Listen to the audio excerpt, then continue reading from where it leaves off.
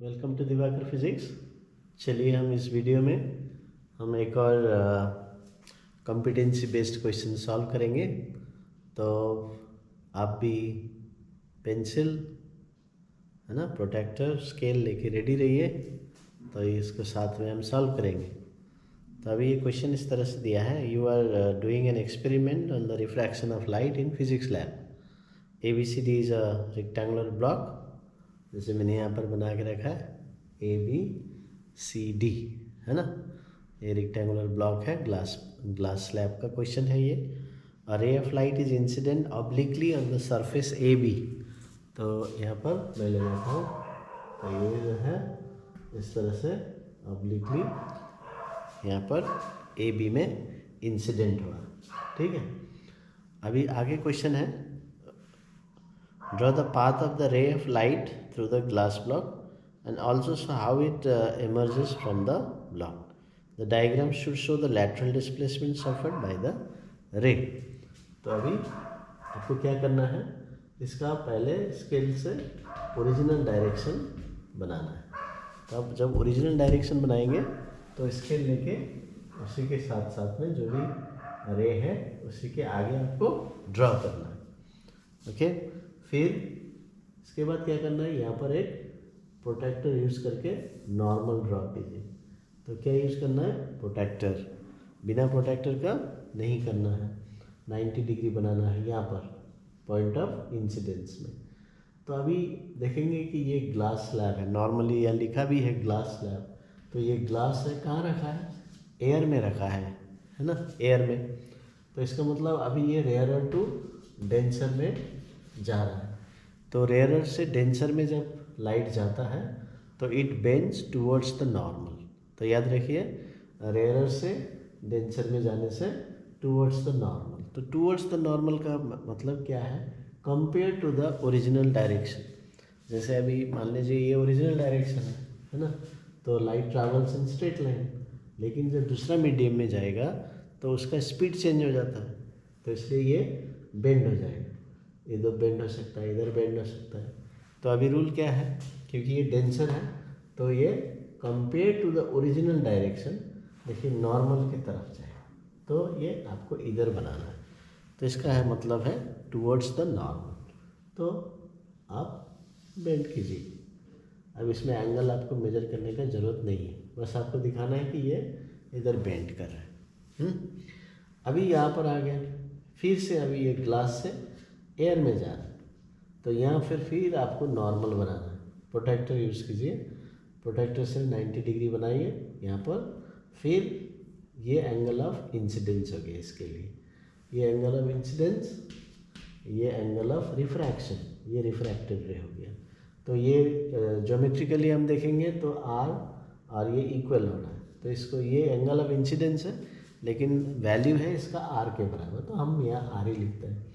अभी फिर से ये ओरिजिनल डायरेक्शन के तरफ कीजिए। फिर हमें क्या करना है, अभी डेंसर टू रेयरर जाना है।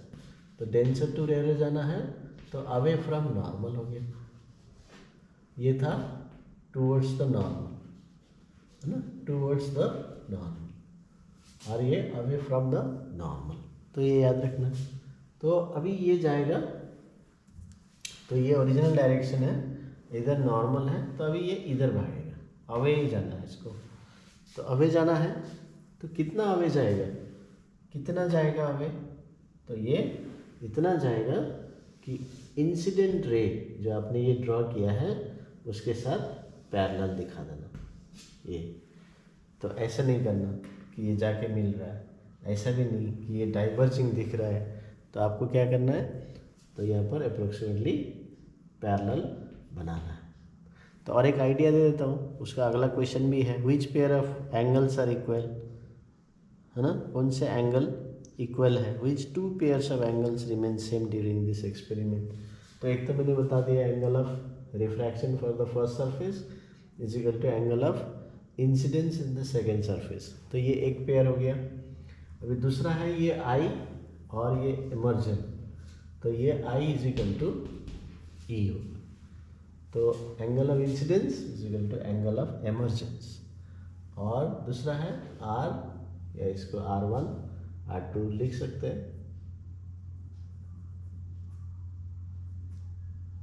तो R1 is equal to R2, ठीक है। तो इज इक्वल टू, तो ये दो यहाँ पर सेकेंड है।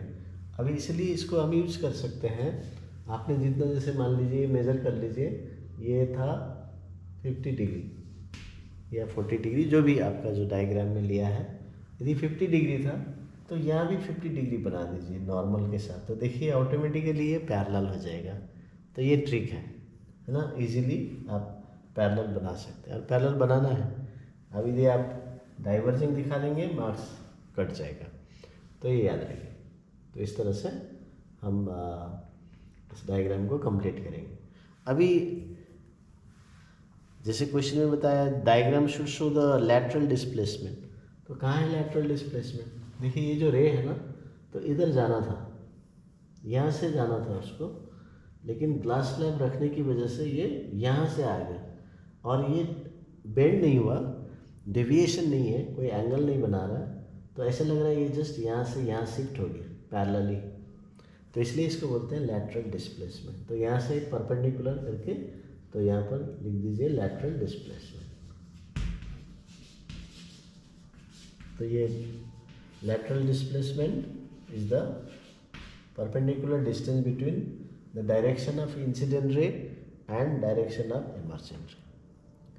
तो इसलिए इसको लैटरल शिफ्ट भी बोलते हैं।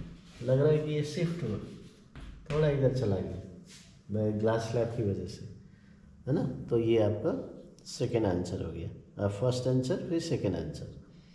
If the same arrangement same experiment is performed first with red and then with blue light, which color will suffer greater lateral displacement? तो आपको क्या लगता है? तो अभी मैं एक चीज़ बता देता हूँ। तो ये VIBGYOR ये सीक्वेंस याद रखना है आपको।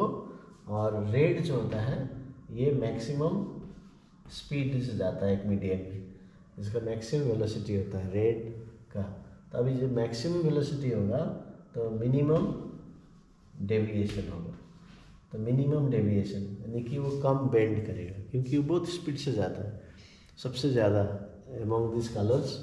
तो ज़्यादा स्पीड है तो बेंडिंग कम होगा। तो इसलिए अभी मान लीजिए ये कलर, ठीक है, ये ब्लू है, तो रेड कहाँ होगा? यदि रेड भी हम यहीं से देंगे तो रेड थोड़ा बेंड कम होगा। देखिए बेंड कम होगा, कैसे पता चलेगा कम, किधर कम, है ना। तो ये इसलिए मैंने शुरू में बताया कि आपको देखना है कि ये ओरिजिनल डायरेक्शन से कितना बेंड कर रहा है। तो ये रेड इधर से जाना था, अब ये थोड़ा सा बेंड करेगा। और ब्लू भी ऐसे ही देंगे तो ब्लू ज़्यादा बेंड करेगा, तो रेड इस एंगल में आएगा, ठीक है। तो ये रेड होगा, ये ब्लू होगा। तो इसलिए अभी रेड फिर यहाँ से पैरेलल होगा, बाकी सब सेम है लेकिन बेंडिंग कम है ओरिजिनल डायरेक्शन से, आपको याद रखना। तो अभी देखिए अभी रेड का लैटरल डिस्प्लेसमेंट ये हो रहा है, ये लैटरल डिस्प्लेसमेंट ऑफ रेड,